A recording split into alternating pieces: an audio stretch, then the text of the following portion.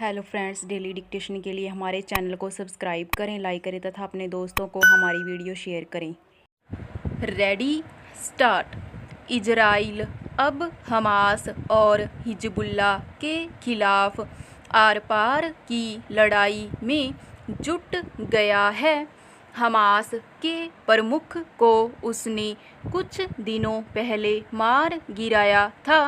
अब उसके हवाई हमले में हिजबुल्लाह के प्रमुख हसन नसरल्लाह के मारे जाने की पुष्टि हो गई है।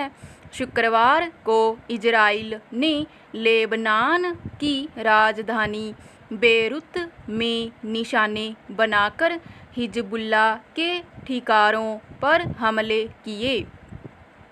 उसमें हिजबुल्लाह के मुख्यालय पर बंकरभेदी बम गिराए गए, जिसमें नसरल्लाह मारा गया।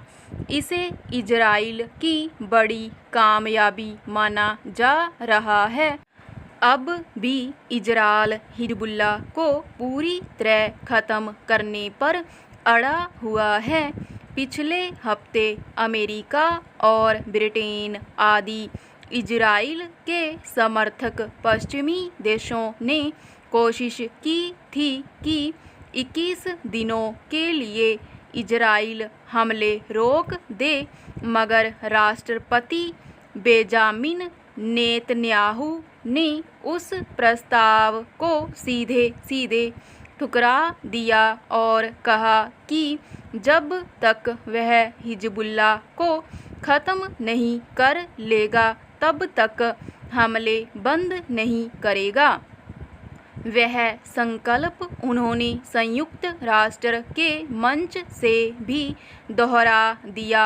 नसरल्लाह के मारे जाने के बाद माना जा रहा है कि मध्य पूर्व में स्थितियां गंभीर हो सकती हैं। ईरान ने आपातकालीन बैठक बुला ली।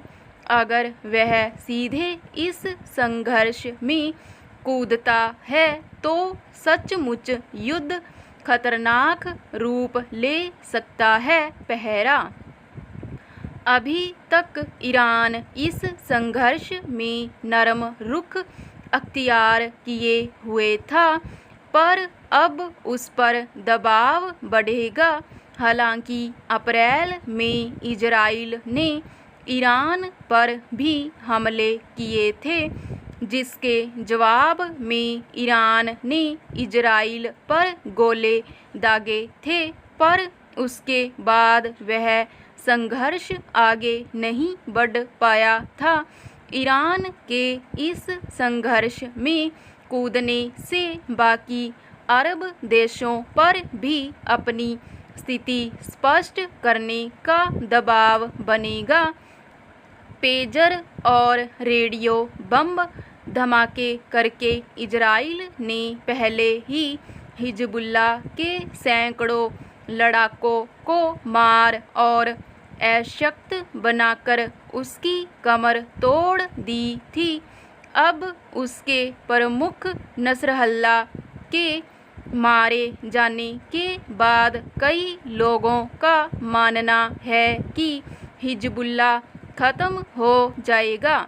इजराइल ने भी दावा किया है कि हिजबुल्लाह के हर लड़ाके पर उसकी नज़र है, मगर सच्चाई यह है कि हिजबुल्लाह इस हमले से कुछ हतोत्साहित जरूर हुआ है।